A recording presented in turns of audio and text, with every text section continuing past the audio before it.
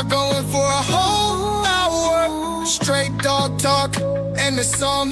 Jump on in and speculate. Show up on time, don't be weak and late.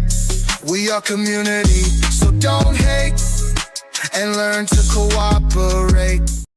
What is going on, Monday Bully Live? Let me bring in my guy, Money Mizike. Money Mike, what's up, bro? What's going on, fam? I'm excited about tonight. Hey, man, we're going to be deep diving, bro. I got Embark ready. We're going to talk phenotype, genotype, about these upcoming breedings.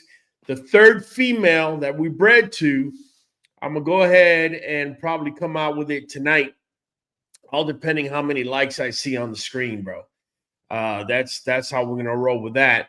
Let me just quickly bring up. There you go, our Nuvet NuJoint DS, guys. Let me talk to you about our upcoming breedings. So, if you're not aware, our this girl right here, okay, we went ahead and bred to this boy right here, Hector El Oso. Okay. There, baby. Yeah, I feel he's the walking breed type, in my opinion. But yeah, she definitely took. You know, we got confirmation. We got actually 10 puppies up in there. Dude, by the look of it, she could feed them if they were born today.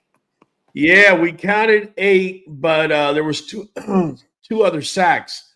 We really couldn't tell until we couldn't tell if there was anything in the sack, but we saw 2 more sacks. So we're thinking that there's 10 of them in there. Let me go to the comments. They're coming in hard. About something about girl that just being in the family, I know that a lot of people probably don't know is she is the hardest dog for Raul to take pictures of. Yeah. Because her and him have such a good relationship that there's no way that she will hold still 5 feet away from him. She's a daddy's girl. Yeah. She's a daddy's girl, man. The minute I'm going to take a picture, I get a camera ready or the phone or whatever, she starts walking towards me. It's just the way it is with her. Sunshine, the beauty about Sunshine is if a stick falls from a tree or a rabbit runs across the neighbor's yard or something, she'll just freeze up and look and get all intense. I can walk, take my time walking to the front and take pictures as much as I want, but not girl. Queen's New Blood saying, I hope next year I can get me a QBN XL female for the XL part of the program. All right, well, we're going to talk about it tonight because I will tell you, we bred Hector to Ali. I'll get to that here in a moment, who's our XL. We bred Hector to Girl, which I just showed you is our standard. But we also bred him to a pocket. I got people jumping the gun. Oh, so it's Sunshine. Well, Sunshine's not the only pocket I have here.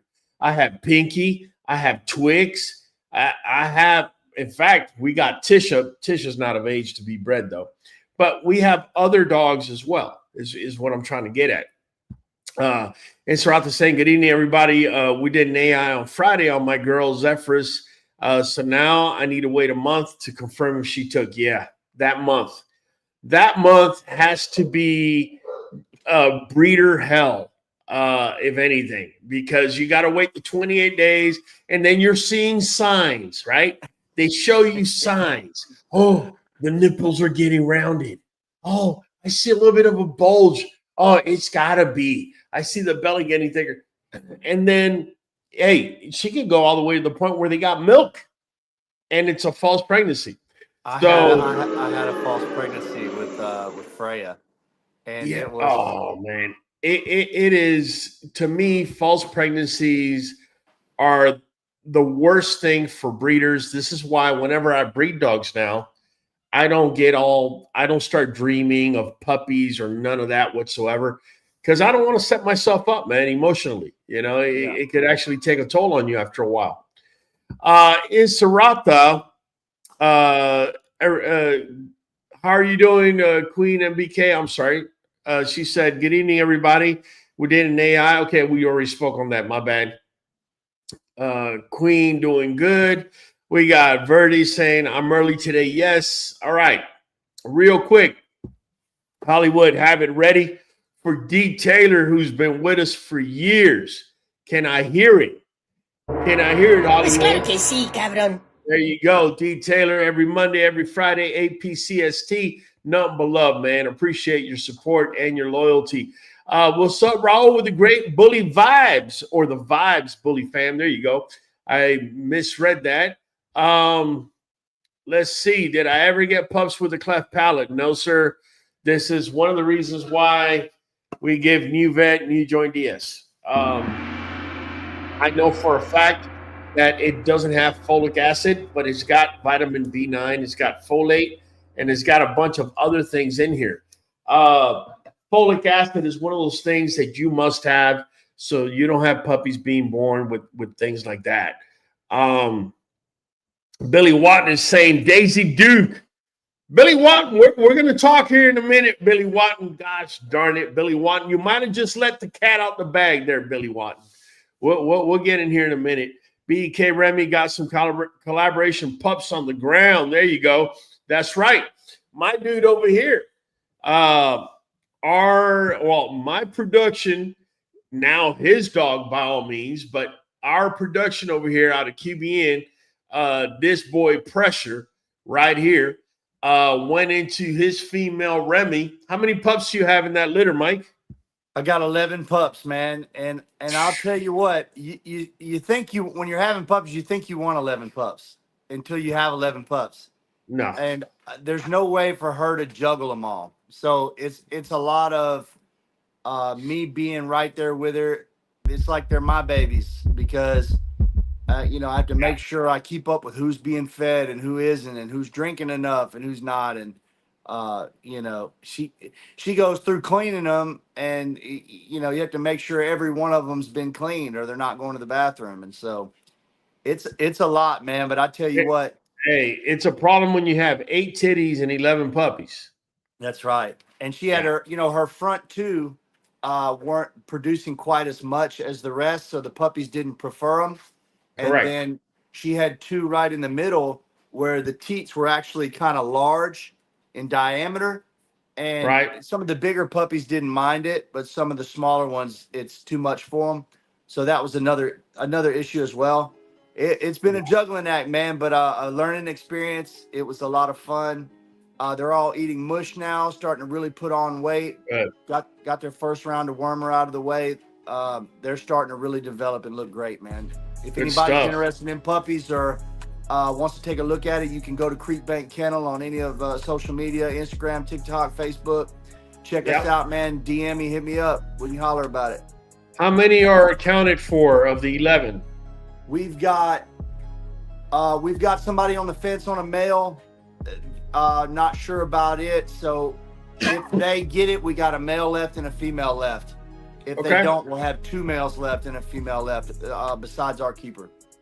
Hey, guys, at this point, I can tell you, typically, when breeders are down to the last 2 or 3 pups, they're pretty open to pet quality, or not pet quality, but pet homing those puppies. If you're interested in a pet American Bully, make sure to get a hold of my dude over here. Like he said, he's got a female and 2 males. That's what's on the board right now. Now, let's get on to these breedings, man. Let's get on to these breedings because I like I said, I bred this girl. Mike, sorry I'm covering your face, man. No, but I gotta fit her in. Gotta fit her in somewhere. And we bred her to this dude right here, right? Hector. I'm excited about it, right? Excited about it.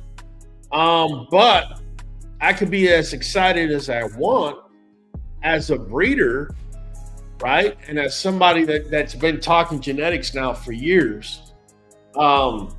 Let's take a look at it from a genetic standpoint. Also, let's not dismiss phenotypically. Now, you guys have heard me say that I take genetic breeding over phenotypical breeding. That's not to say that I'm not looking at the dog phenotypically. It would be very foolish of me to say such a thing. You know, when you look at that's a breeding, common misconception. I think yeah. maybe to our viewers, that people might think when we say that we're genotypical breeders, that somebody would assume that we don't care about phenotype, and that's not the case. It's just the genotype is more important. Well, I wouldn't say that. What I would say is you cannot, at this stage of the game, you cannot go into breeding, right? Let me put it this way. Phenotypically is your right eye, genotypically is your left eye. You can't go into breeding like this or like this. Yeah. Now you got to kind of open your eyes and look with both eyes. The way I think of it is the genotype's what's under the hood of the car, and the phenotype is what you see when you look at the car. Correct. So both extremely important, just different. Correct. But you're going to see how phenotypically obviously also holds his weight in breeding still, and how we can verify certain things genotypically, because that's the essence of the whole thing. Right. So let me give you an example. So we're going to bring up Hector, and I want you to take a look at Hector's muzzle, right? He's got a medium to short muzzle, okay? He definitely has a crest in the neck. I mean, the occiput, the head, the stop, the muzzle, everything for me, the way I see it is on point, okay? When I turn around and I bring my girl, you got to realize she doesn't have the same head he's got. She's almost there. She's not too far off, but her muzzle may be slightly longer than what he currently has. Now, that's what I'm looking at from a phenotypical standpoint, right? From the phenotype, I'm looking at her and I'm looking at him, and I'm kind of picturing in my head when they merge together. Am I merging an F-150 with a Ferrari? Because that doesn't make sense. But if I'm merging, say, an F-150 and an Expedition, yeah, that kind of, I could see it coming in. F-150 with a Silverado, yeah, sort of. I can see it, where it can mesh. But if you're looking at a dog who's got a snipey front, no underjaw, I could care less what the body looks like. I'm talking about the skull right now. And you're bringing in a blocky, heavy skull, it's not going to translate.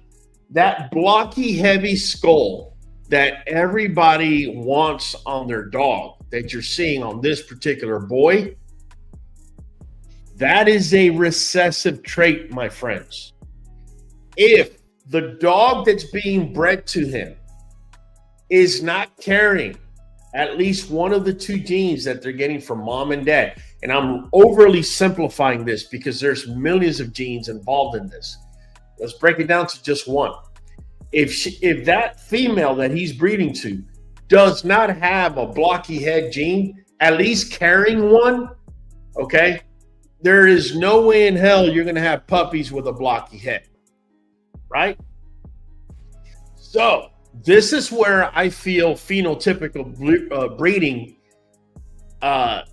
is not effective in that if you're just looking at the two dogs phenotypically, if her head in your mind is not matching up to his, then at that point, you're cutting it off because they're not matching phenotypically. But where pedigree comes in, which is another component of all this, of course, as long as you have parental proof that you're not getting the wrong dog, but that's a topic for another day. It turns out that this girl her dad is Brim, right? And we know he has produced blocky heads. We know he has a blocky head, right? Remember I said I just need one of the two parents to have it because Hector is bringing 2 copies of it. She's bringing 1. We're going to be able to get blocky heads. I have no doubt in my mind. Just because of that simple analogy I just brought up to you, right? Now, the other part of it is females, right, have a tendency to pull more from the father's side than males do, because when dad produces a male, he has an X and a concentrated Y going up against 2 X's that mom has. So if that female is outcrossed, she's going to bring in a lot of assortment. If that female was inbred, she's going to bring in more consistency to that male. But females, they're not XYs, they're XX. So they're getting 2 X's from dad, they're getting 2 X's from mom.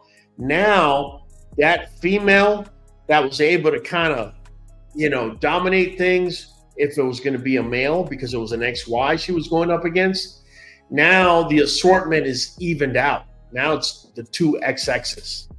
So I'm saying all that to say that girl, being a Brim daughter, she has more probability and more exposure of bringing in more of what I want from Brim than had she had been a male, for the simple reason of what I just explained. Okay, let me go here to some of the comments here real quick, man. Ali a similar situation as far as bringing in that head from dad, because of the buff. He's got a big old head on him too. Yeah, but she's not. She doesn't have the buff. That's Ali. We're talking about girl right now. Yeah. That's what I said though. Ali is a similar. Ali thing. and your girl. Yes, Ali and your girl had that same one copy coming from dad to tie to a dog like Hector and bring it. Same deal. What I meant was bringing in a copy from dad, just like girl is. Yes. Yeah. Now, I want to answer Javier Noriega. He's saying for a first-time breeding pair, phenotype plays a role just as much as genotype. Here's the thing, Javier. We're looking at things from a phenotypical standpoint. But now I'm going to give you something that you cannot see phenotypically whatsoever. In fact, in a lot of occasions, you can't even see it based on pedigree. The only way you're going to be able to see it is going to be genotype. So what am I referring to? What I'm referring to is my girl's muzzle. It's a little bit longer than Hector's. I mean, Hector's pretty much by the book, right? In her case, she has it slightly longer than his. I want to say less than a 1/4 inch, but it's slightly longer. However, I'm not concerned about it. So why am I not concerned about it? So let's jump in and let me explain to you why. So let me go to her genetic testing. And here she is. Okay.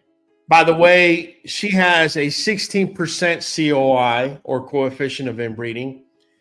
Hector has a 26% coefficient of inbreeding. So his phenotype, everything else being equal, should be able to translate to more of his phenotype coming in. However, there is one thing that we can tell nowadays, and if you go to traits on your Embark and you scroll down to muzzle, if you notice, she is AA. That means there's only 2 possibilities, right? Because you're getting one gene from mom and one from dad. She got both genes AA. Let's take a look at what AA stands for, right? Look, Dogs in many short-length muscle brachiocephalic breeds, such as the English Bulldog, Pug, and Pekingese, have 2 copies of the derived A allele.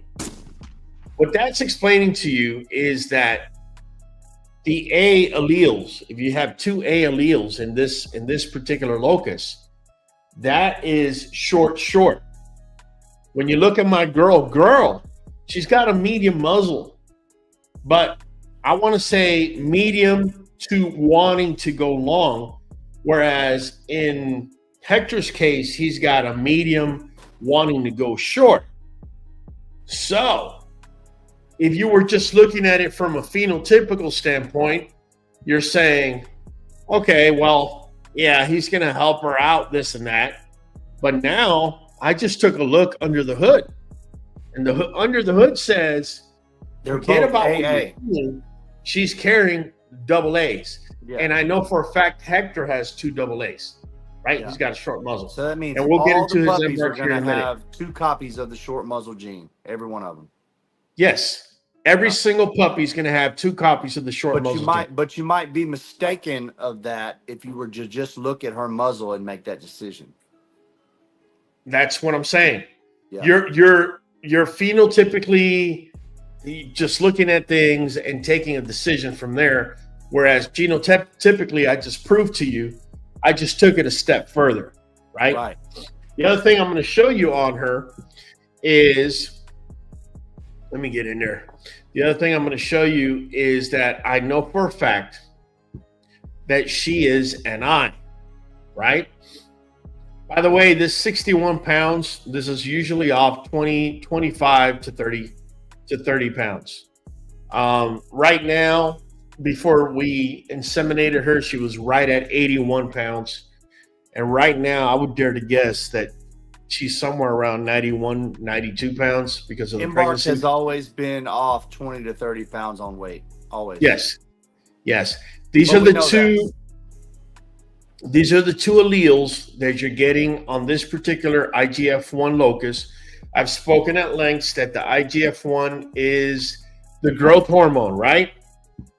So she has one, it says here, the I allele is associated with smaller body size. So you can deduce that the N is associated with larger body size. So she's able to produce bigger than herself. She's also able to produce smaller than herself. Okay. Here's the thing though. Hector is double N on the IGF-1, right? Even though he's a standard, he's double N. So let me quickly run the numbers as to what we're going to be looking at in this particular litter. As far as this is taking me back, buddy. We haven't done Punnett squares in a while. Yeah, it's been a minute, right? Yeah. So I love them though. Yeah, man. This, at least for me, man, this is what, it's fun stuff for me, man. It is me too, man. This is where you get your knowledge about, learning about the percentages of a 10 pup litter, how many of them are going to be NN or NI or II even, and what the relevance of the IGF-1 really is. And Raul's going to tell y'all more about it, but it's really neat because if you were to have a dog that's II, for example, it's not going to be able, depending on what its partner is, it's not going to be able to outproduce itself in size with another II Well, dog, it's the pathways you're looking for. We're obviously on a mission to produce American Bully XLs that have a lot of breed type. So obviously, I'm probably going to be looking at dogs that are more with an NI or NN rather than II. And you never know, I might be surprised. But these are the percentages. Okay, so I went ahead and ran it, and he is NI. I'm sorry. I take it back. I did it wrong. He's double N. Hold on. It only takes me a second to do. My bad. I ran it as both double NIs, and that's not correct. He's double N. So NN. Here you go. All right. And she's NI. So here, I'll turn over and do it while you're all able to see. Let me see. Here you go. I can see it good right there. I'm bringing down the N over here, right? N.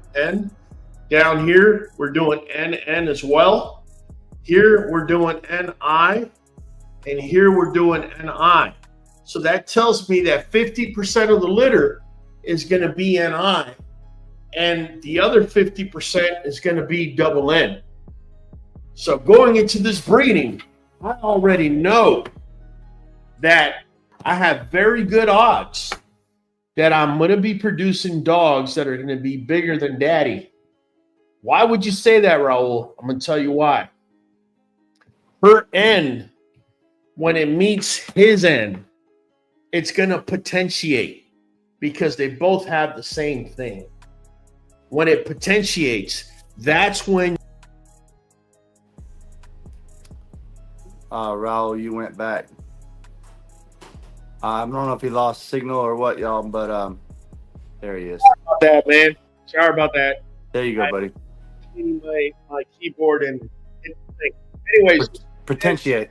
You're gonna potentiate, and you're gonna get a bigger dog. That's just what's that's what's going into it.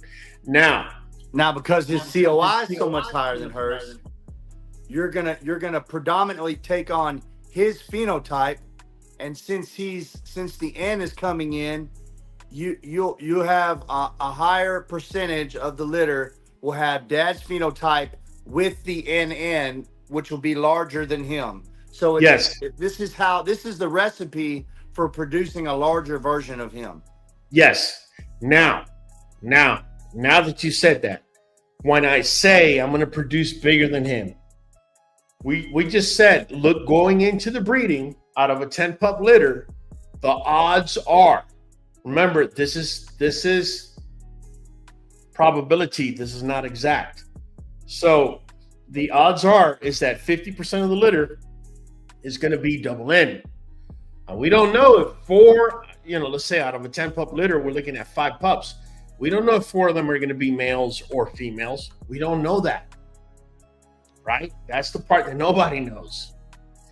What I do know is that those females that are going to be double N, I can almost assure you, in fact, I guarantee they're going to be bigger than mom, right? I can't assure you that a female is going to be bigger than dad. I'm going to keep it real with you. But if it's a male, and if I happen to get 3 out of those 5 males, I'm willing to put money down that I'm going to have 1 male that's just going to be monstrous compared to dad. That's just how this works, right? Let me see. Javier Noriega, 2 copies. Because I actually had that going on in this litter myself. So mom is an NI, and dad is an NN. Yep. And I have, 7 males and 4 females, but I have 1 male that's exponentially bigger for that same exact reason. That's where all the stars align, basically. Yeah. That's why I keep telling people all the time, out of a 10 pup litter, going in, if you know what you're doing, if you're a phenotypical breeder, you're going to get 2 pups that are going to be show quality. If you're lucky, you're going to get 3. But you're not going to get 8 out of 10 puppies are going to be full blown. It doesn't work that way. It just doesn't. Now you can have top-notch dogs across the board. But, you can. But people, I think they understate what a show quality dog is. If they're, I hate to call them dishonest, but it comes down to this, bro. A lot of people that are tuning in tonight, and I don't mean it in a disparaging way, but you lack knowledge in what the breed standard is, for example, for the ABKC, right? So when somebody's trying to sell you a dog, he's not telling you, hey, go to the ABKC website, go to page 8, look at the head, that fits the standard. No, in fact, they don't want you to go there and see it, because the minute you do a comparison, that's when you start realizing where the dog's starting to lack at. You see where I'm coming from? Javier Noriega says 2 copies of that gene will not guarantee a short muzzle. It improves the odds of puppies carrying the genes, but not to guarantee to express it as shown in the female. Listen, Javier, you're absolutely right. There is no guarantee. That's why I just stated everything is based on probabilities. Okay. The fact that her letter A is going to come up with his letter A, okay, the 2 alleles, they can exponentiate each other. That's not out of the realm of possibility. Okay. The fact that all the puppies in the litter are going to have double A in the gene as it's being expressed means that they're carrying it. So they have the ability to produce it. Now, which pathway, because that's what it comes down to, what pathway is going to determine how short the muzzle is going to be, man, your guess is as good as mine as the next scientist out there. Well, But would you agree that the probability is increased? Absolutely. With the COI being No, higher.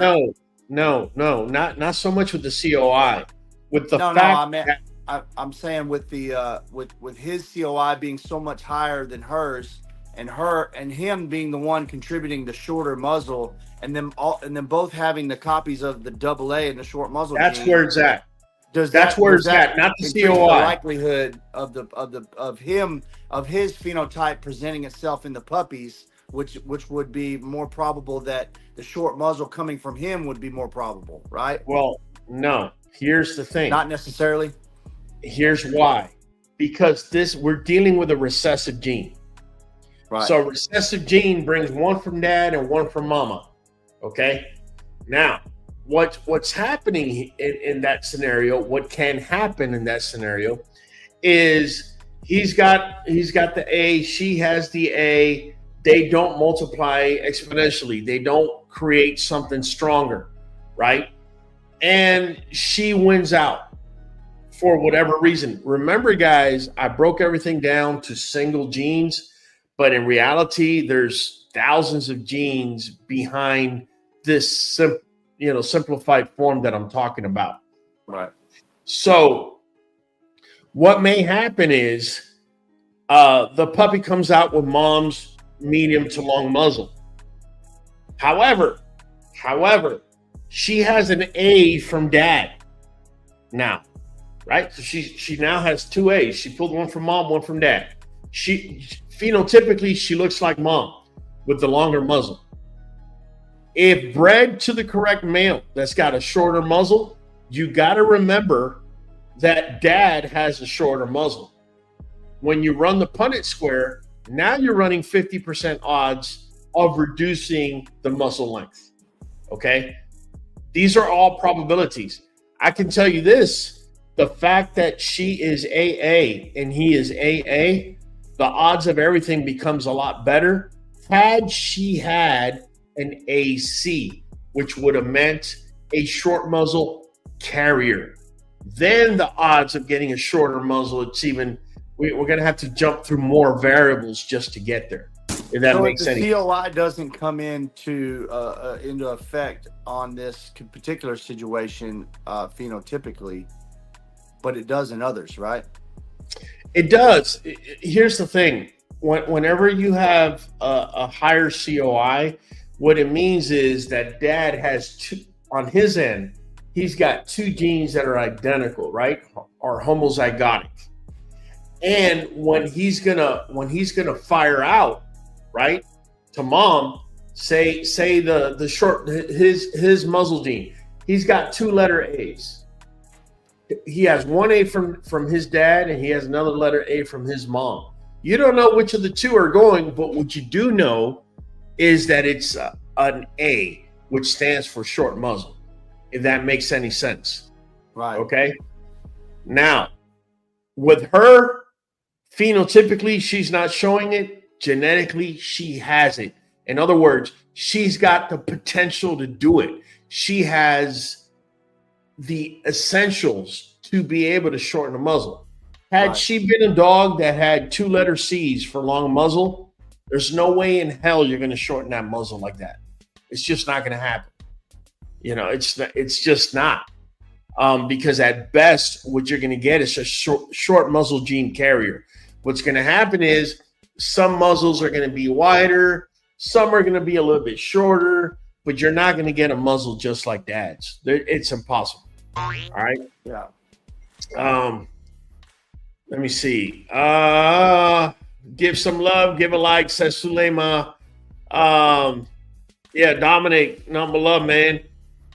Yeah, Adam Fields says 2 + 2 doesn't always equal 4. He's absolutely right. In genetics, it doesn't. But if I was to ask you, if you didn't have Embark as a genetic tool, right, and you're looking to shorten the muzzle, right, but you're looking at this girl and you're borderline as to, in your mind, if it could happen or not. The mere fact that now you know that she is AA on the muzzle means that you're more assured that you can get a shorter muzzle in the litter, because that's the key to this whole thing. Mm-hmm. Even when you're looking at the koi, you got to comprehend that all percentages that are being thrown out there are towards the litter. So, say for example, if you were to grab any program out there and you say, okay, her koi is 16, his koi is 26. Together, when you add them together, it gives you a koi of 42. And when you divide it by half, right, it gives you a koi of 21. Well, that koi of 21 is going to be the litter average. You're going to have koi of 21 of that litter I just talked to you about. That's going to be the average. Are there going to be pups in that litter that may have koi of 18? Absolutely. Is there going to be pups in that litter that may have koi of 23? Absolutely. Right? But when you sit there and you run the numbers of all the pups, average-wise, you're going to get 21 or really close to it. See, this is where we've talked about before about genetic testing, why it becomes so relevant. Because in the case of the IGF-1, let's say, like in our case, trying to bring breed type up from the smaller classes of American Bully into the world of the XL, well, we're trying to breed up in size with the breed type, bringing it uphill, yes. Right? Well, in the IGF-1, let's say in a 10-pup litter, you're on that quest, and you pick this biggest male in the litter. Yes. But you haven't embarked him. And maybe he's not NN. But maybe the second or third biggest male in the litter is NN. Well, you may have sold the dog that you needed to put the puzzle pieces together to reach your end result better, more efficiently, more probably, and not even known it. Instead of, like, well, this is the biggest male, so he's going to produce the biggest dogs. Well, he may be biggest physically, but he may not have the genes to recreate it as much as another pup did, especially when you have the percentages on the Punnett square. So just for another example, you think you're keeping the biggest dog to produce the biggest dogs, and it may not be him that does it, depending on what's on his embark. Right. Yeah, the other part of the coin of this particular breeding, and then Sarata was asking how tall is girl. I want to say she is 16 and a quarter. I have been slacking a little bit on getting the height, only because I see her standing next to Fireball and she's just right below him. So I'm like, why even? I haven't bothered, but I would say she's somewhere around 16 and a quarter. That's how tall she is at Wither. So she's a solid standard. Here's the other thing that I want to bring up, and that is Hector with girl, he can definitely give beefed up pups. What I'm talking about is the bone. Okay, I'm not talking about height at this point. I'm talking about bone wise. Okay, girl's got some bone on her. And I attribute it obviously to Brim. This boy Hector has got some bone on him. You can see him here next to our girl Athena.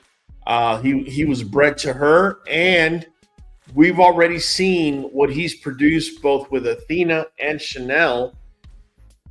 And honestly, we're very, very excited with these breedings because the way they're matching up, it almost seems like we're going to be getting more bone. Now, the best you can do is try and throw the same things on top of each other and hope, like I explained, that they exponentiate themselves. When they do, that's when you hear the term, the dog outproduced himself in this area, that area, gave a bigger head, gave more bone. This other dog is better than his dad or than mom. It's because of these things. Yeah.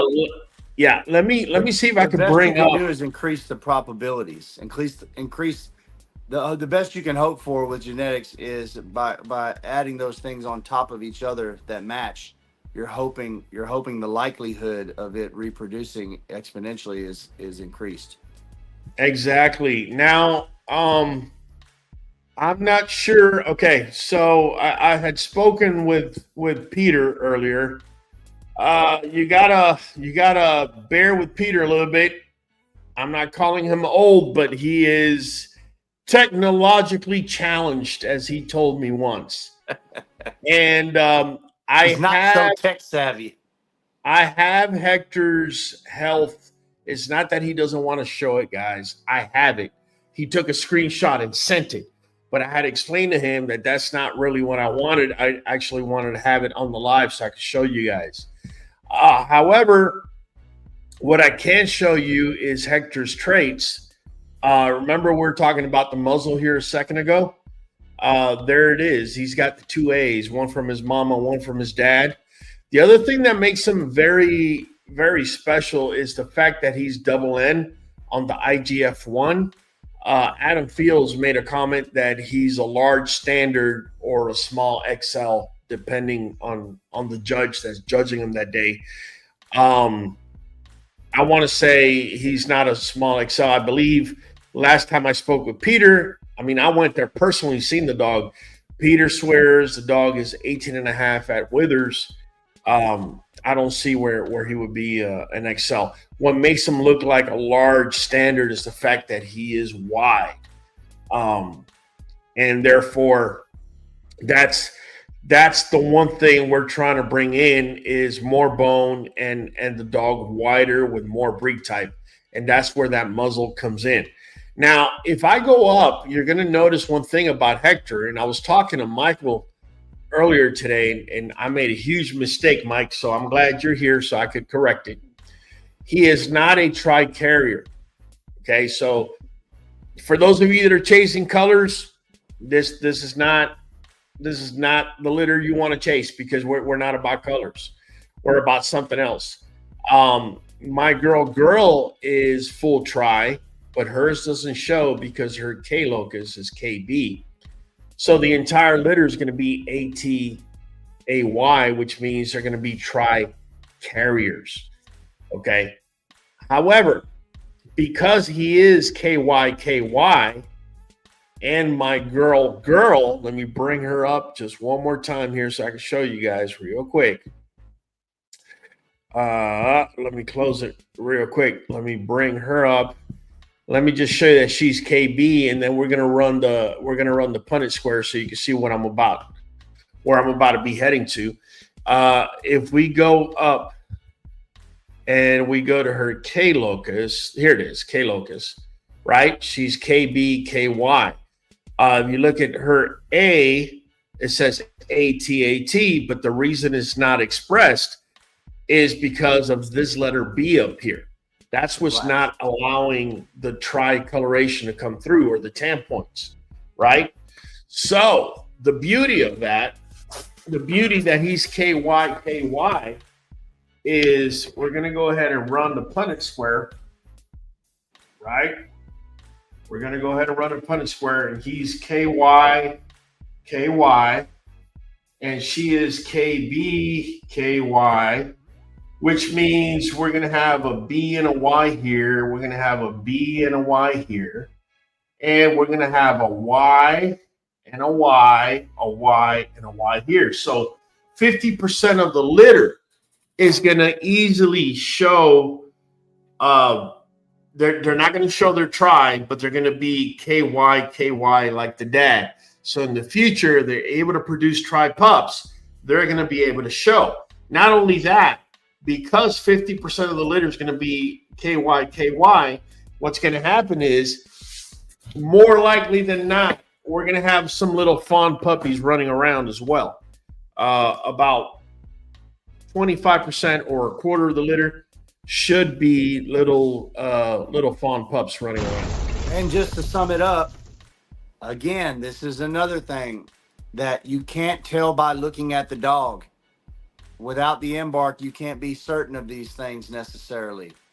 Like Pressure, my boy Pressure, for example, you can see the tri markings on him, but he's not a tri. He's actually a ghost tri. So he can only produce a ghost tri. Right. Well, but, not really. Well, with a tri dog, he can produce a percentage of tries. Of tries, yes. Right. But he in fact isn't a tri. But if you were to just look at him and say what he is, you would say he was a tri. But he's only a tri carrier. Kyle's going crazy over here. That's another thing. The other part about that litter going in, if 25% is going to be fawn, then that means that 75% should be blue. So those of you that are looking for blue, if you like blue pups, this is a litter you definitely want to take a look at. Now, let me jump into the next female that we have on board, and that's my girl, Ali. Okay, there you go, Kyle. I like that. I like that. So we got our girl, Ali. You know, she's just fabulous, man. The one thing I love about her is her feet. She's got cat paws. I just love that. She is the lone XL. Well, that's not true. I have Congo. So her and Congo are the remaining of my XLs. This is my boy Congo. And so the reason I'm bringing this whole thing up is because she was bred, obviously, to Hector as well, right? So, Raul, why are you breeding two females to Hector? Well, because my goal is to make XLs that look like this. I'm trying to make XLs that have this type of breed type. That's my goal.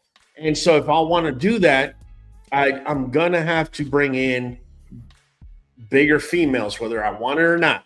I have to bring in a bigger female so I can start tying them together, right? And bringing them up. In the process, obviously, we are going to be producing some standards, maybe even some pockets, okay, as I'm bringing the breed type up to the XL. But this girl, Ali, and let me see if I can bring up her embark. Let me go ahead and jump in here. Move her back. So let's go to her embark. This is my girl. So let me go back to Ali. And she's in my front page here somewhere. Give me 1 second. And man, there she is. This is our girl, Ali. Now, look at Ali. Ali's koi is a 9. Okay, she's got a lower koi. Hector's koi is 26. Okay, so more likely than not, he's going to be pushing a lot of his traits into this particular litter. She's pretty much clear. Her notable is what? Retinal atrophy, progressive retinal atrophy, CRD4, CRD1, which we know does not affect our breed. So that's no big deal. Now, let's go into her KY. Look, she's KY, just like Hector. So she takes from Hector every single puppy in that litter. Well, she's a tri-carrier. She's not a full tri. but should be able to express the tri-carriers if they're bred in the future. They should be able to express tri if they're bred to another dog that's KY. In her case, here's what's crazy. This is why you want to look at genetics. Look at her B locus. You know what that capital B stands for, Money Mike? Black. And what does the lowercase b stand for? Brown.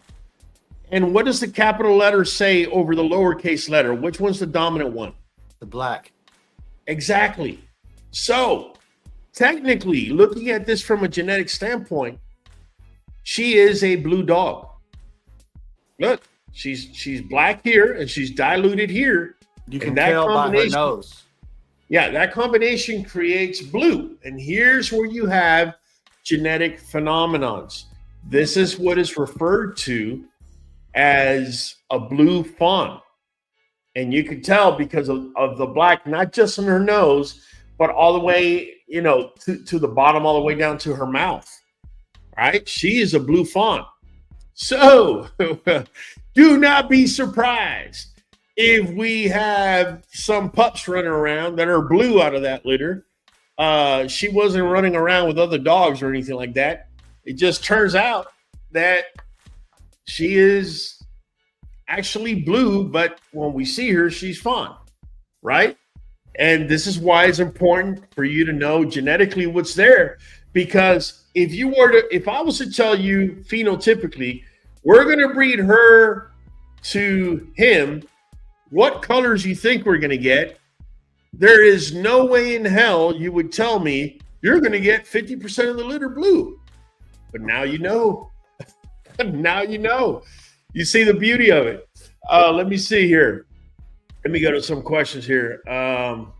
Isarata says, yep, I would not know my boy Hades was tried without embark. He's completely ghost except for like you see it on his ears where it's not visible. Okay, yeah. Gorgeous, says Justin White. Thank you. Can't wait for y'all to put hands on Flex. Yes, sir. Let's see. Yeah, two diluted, double diluted. Correct. That's what it is. Erwin Johnson was asking, and my guy Adam Fields was nice enough to explain. Verdi Blues confirms it. Blue fawns, definitely. You got it. You got it. So now you guys know what a blue fawn is, and that's what this girl is. She's a blue fawn. She looks fawn, but under the hood, she's really blue. That's what she is, right? And if you saw her dad, you would understand why, because her dad was blue.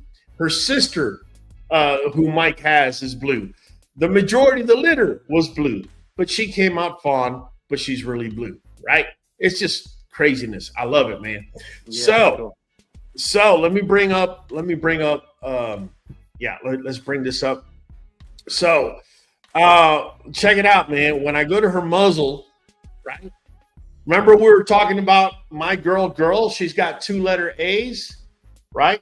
My girl Ali doesn't have 2-letter A's. She is a short muzzle carrier, right? She's going to have a harder time, right? Shortening her muzzle. But in her case, okay, now I've had some people tell me, well, her muzzle's a little too long for me. Well, that's fine, bro. But as far as I'm concerned, she really doesn't have that much more to go, in my opinion. I just think that, an eighth to a sixth of an inch would suit her right. Is it going to happen? I'm banking that it is. That's what happens when you make a breeding, right? You're betting that his shorter muzzle, that his A is going to come in with her A, right? Now, we knew that with my girl being double A, that 100% of the pups are going to be double A or short or full-blown short muzzle gene, right? In this girl's case, we know for a fact it's going to be 50%. So up here, we got Hector, right? AA. Right? And over here is our girl AC. So this A is going to meet with that A. Right? Can you see it right? Yeah, okay. Yeah. This A is going to meet with that A. this A is going to meet with this C, and that A is going to meet with this C. And so 50% of the litter is going to be short muzzle gene carrier. The other 50% is going to be full-blown short muzzle gene going in. So for me, that's already a win. As a breeder, that's already a win. Because I have set my dog up in a scenario where the worst thing that could happen is that we continue to have short muzzle carriers. And the best thing that could happen is we no longer have short muzzle gene carriers. We have full-blown short muzzle genes. Okay? Right. That's how you set yourself up. Okay? Another reason why, if you didn't have the embark and you were picking a keeper puppy out of the litter, you could make a bad decision not knowing which ones took on the double A. This is very, very, very true. Very true. I had this happen, and not to me, but to a person picking. So I'll explain to you my process. The way we do it is we sell you picks in the litter. You know, we got fourth male pick open, third, second, you know, first, so on and so forth. And you decide how much you want to pay, what pick you want to lock in. Once the litter gets here, I had this one gentleman. It came down to two pups. I don't recall if it was the first and second pick or if it was the third or fourth pick. I don't recall, but I know it was two pups. Okay. And I gave the genetic test to both, right? So both on the phone, they know which puppy has the full-blown short muzzle and which one is only short muzzle gene carrier. Well, the gentleman that was picking ahead of the other guy decided, I'm taking what I'm able to see with my eyes. Those were his words. Yeah, I'm paraphrasing, but he basically said that. And he took the pup that was short muzzle gene carrier. To this day, he's happy with the dog. Okay. But the other guy, he was jumping for joy because he wanted the puppy who genetically had short muzzle gene. It just worked out. They both got what they wanted. But think about it. If you were the guy that's only picking with the eyes, you at least want to be able to know genetically what's under the hood. It would have really sucked for you to find out a month after that the puppy you got is the carrier and the other one was the one that actually had it, right? Right. It just happens. Let's see. But you won't know unless you test all the pups. He's talking about the dilution gene, Adam Fields. Let me finish off this girl, Ali. Basically, when you go to body size, again, guys, it says 74 pounds. I literally just took her to get weighed in when I went to get Aruba. I put her in the car just so I could weigh her when I got there. She was weighing 102 pounds. So I'm right when I say that this is usually off around 25 to 30 pounds. Also, if you look at her body size, she is IGF-1. She is double N. And we already saw that Hector is double N. So this simple math, 100% of the litter is going to be double N on the IGF-1, right? She is 20 inches at withers. He is 18 and a half. We should be getting some XLs out of this litter. Okay. How many? I can't tell you. I can't tell you. But I'm willing to bet that she's going to give him, that little oomph he needs to propel himself to have dogs that are XLs. That's what I'm banking on. He had XLs in his litter as well. That's another good sign. Yeah, his brother Havoc. Havoc, yeah. His brother Havoc is an XL. It's there. The beauty of Hector for me is that it doesn't take much to get to where I want to get to. He is right there. He's got everything genetically that you want. He's clear. Guys, hopefully when I do my next live, I'm able to get his full-blown health and I'll show it there. Unfortunately, my guy Peter Stoiber is a little bit limited on the technological front, okay? But it is what it is. The the next breeding, I don't know if I should bring it up. How many likes do we have in here? We got 16 likes up in here. No, this ain't gonna fly, man. I need to see at least 40 likes. If you're interested in me announcing the next breeding, I'll be more than happy to show you.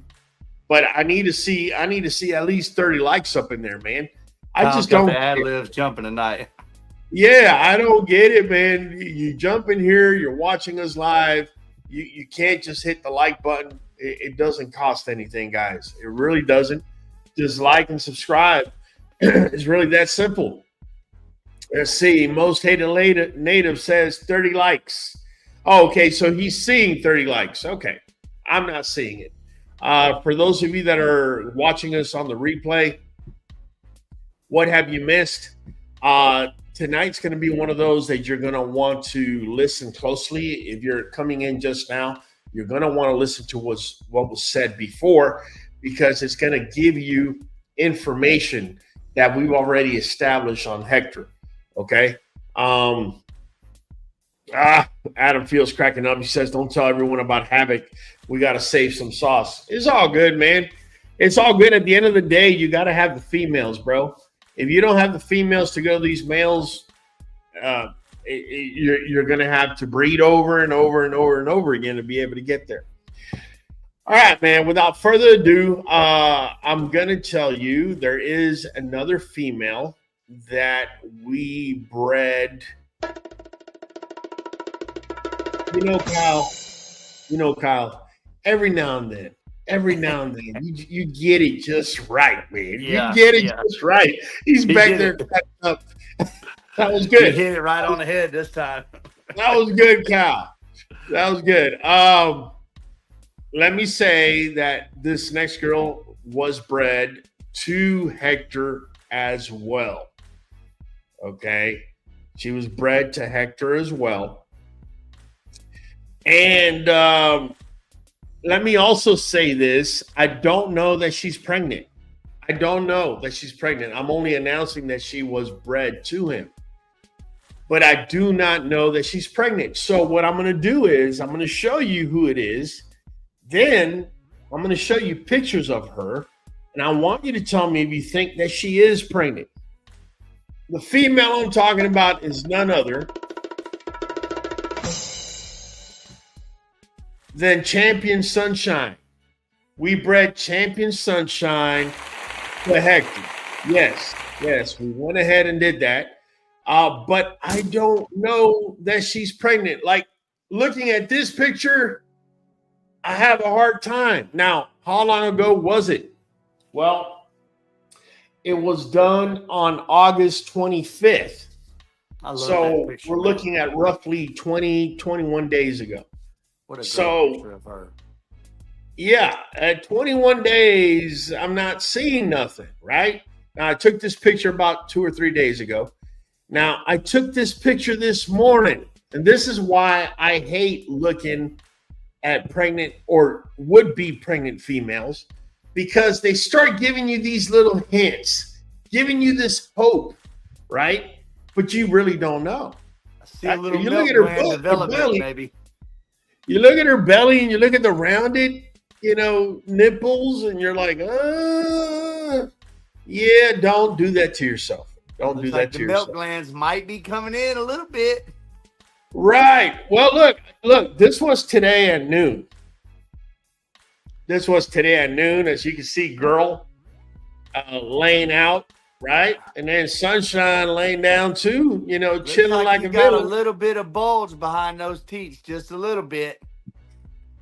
Yeah, Maybe. man. It's hard to say, man. Yeah, I'm not doing it to myself, man. I'll do it to y'all. I'll do it to y'all all day, but I'm not doing it to myself, man. Let me see here. Yeah, Adam Field says Kyle with the bongos. Yeah, man, it couldn't be any better. He got it just right. But guys, that's what it is. I'll definitely be updating you guys once we have confirmation, and we could definitely be going over the embark. I don't know that you guys got any more questions. I'm not seeing the messages lighting up at this point. So, Kyle, how do you think we did tonight, man? Hey, you got it. Good. You got to remember also too, Sunshine is getting older and she is growing pretty quick. So that's why I'm not getting my hopes up until you got confirmation. Yeah, I'm not. I mean, my wife every 5 minutes, she's like, look at her doing this. Look at her. I said, I'm not. Nope. No. Yeah, not. but every time, when you start really looking for shit, you're gonna find stuff. That's just how it is. You start looking for something, you're gonna find something. The way I see it is like this: in 10 days, we'll know for sure. So why suffer? Yeah. You know what I mean? That's it. My girl Ali has not been 100% confirmed yet either. My wife's telling me that she's pregnant as well. She could be very well, but we're not going to know. But for sure, girl too. Yeah, for sure. But they can be 30 days in and not. Yeah, look at that. And You not can't look deny pregnant that one at all and be pregnant. Yeah, it could work the other way around, man. That's the beauty of the whole thing, man. It could work the other way around. Hollywood, start it up, man. It's your boy Hollywood Holland. Your boy in the back of the queue. We're catching you on the next one. Oh. Michael Higginson. Michael Higginson with Creekbank Kennel from Arkansas, man. Co-host with the most. We'll be catching you on the next one. Hey, Jabre Bullies. He bit off hook, line, and sinker. He's saying Sunshine is for sure 2-roll. Listen, I'm not doing that, man. Once we find out, we find out. Guys, we do this every Monday, every Friday, APCST. Been Roll from the Q. Be catching you on the next one. We are going for a whole hour. Straight dog talk and the song. Jump on in and speculate. Show up on time, don't be weak and late. We are community, so don't hate.